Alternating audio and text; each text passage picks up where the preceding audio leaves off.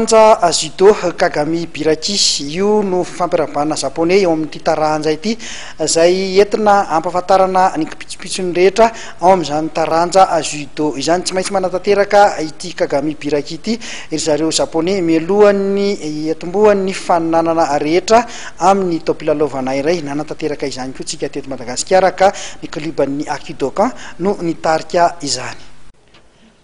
Kagami Biraki fomba fampiarabana japonais eo amin'ny taranja judo rehefa voalohan'ny taona toy izao. Tao anatin'ny efa-taona izay dia nanao azy ity ihany koa ny teto Madagasikara ary ny kluban'ny Akidokan hatrany no mitarika ny Kagami Biraki.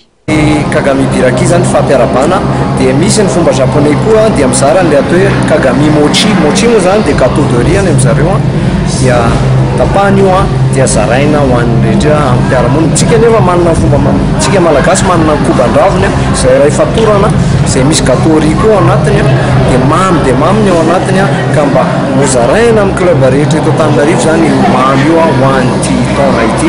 Ny Kagami Biraki zany dia miompana bebe kokoa amin'ny judo amin'ny maharana azy maha tradition azy fa tsy compétition velively.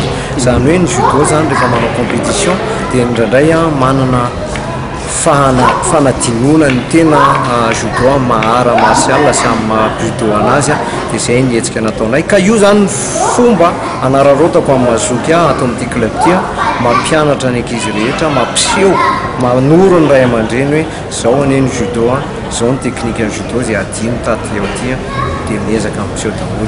Eo koa zany fanararota fanomezana fankasitrahana ohatra hoe niakatra ceinture ireo niakatra grady rehetrarehetra dia amin'io koa ny fananana ka nasainay ny fédération nafisainay ny doyen ny judo eto Madagasikara zay sokony indrindra zay mbola am-perinasa dia nasainay ireo club isan-karazany eto Analamanga. Ampahafantarina nandritra ity fotoana ny Kagami Biraki ity avokoa araka izany ny fombafomba fanao rehetra ao anatin'ny taranja judo.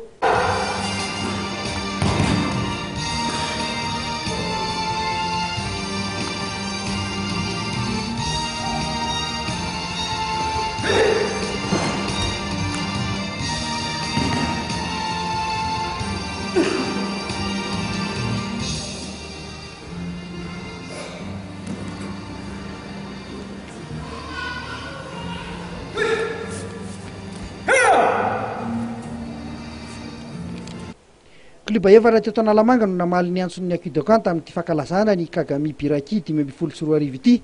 Hoezahana atao makotroka hatrany isan-taona ity hetsika ity ho ny mpikarakara satria any Japon dia fotoan-dehibe ho an'ny judoka rehetra ny Kagami Biraki mialohan'ny isokafan'ny fananana rehetra.